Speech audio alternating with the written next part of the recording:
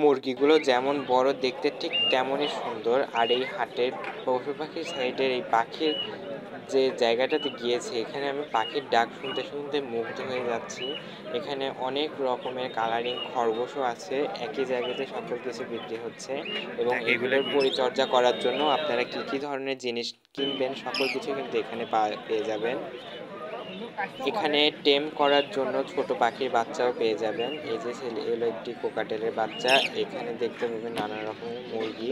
এই যে সিল্কি মুরগি দেখতে পাচ্ছেন, এই মুরগিগুলো আসলে অনেক অদ্ভুত এবং ঘরে রাখার একটা সৌন্দর্য। মুরগিগুলো দেখতেও অনেক সুন্দর এবং এগুলোর ডাকও অনেক সুন্দর।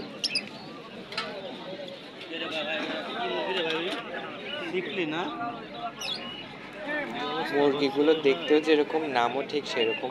নামগুলো সিল্কি মুরগি এবং এইগুলোর লোমও অনেক সুন্দর সিল্কি। এই মুরগিগুলো এর নামের জন্যই এত বিখ্যাত।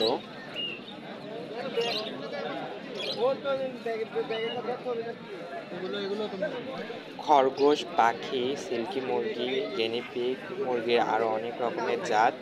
প্রত্যেকটা পশু পাখিরই অনেক রকমের জাত এখানে আছে।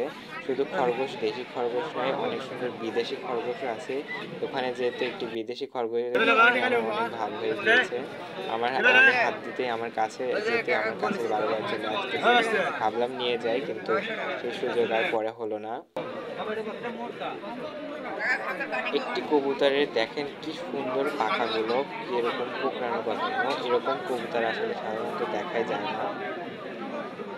এই গিনিপিগগুলো দেখতে এত সুন্দর লাগতেছে দেখতে, দুটো কি সুন্দর করে পাশাপাশি বসে আছে। আর এই যে সেই খরগোশটি যেটা আমার সাথে এত ভাব হয়ে গিয়েছে, দেখেন আমি হাত দিতে কিভাবে আমার কাছে আসতেছে বারবার। অন্যগুলো কিন্তু আসতেছে না, কিন্তু একটি বারবার আমার কাছে আসতেছিল।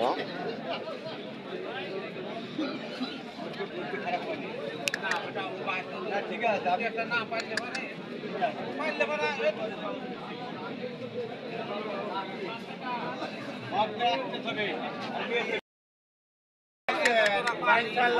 কালাম 200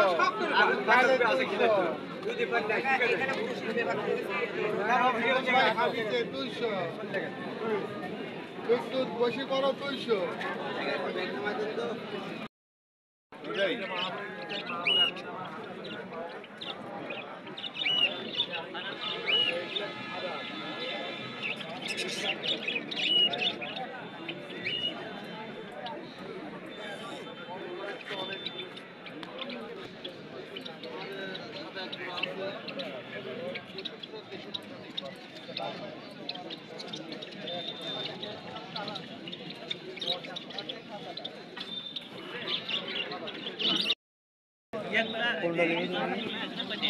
বাচ্চা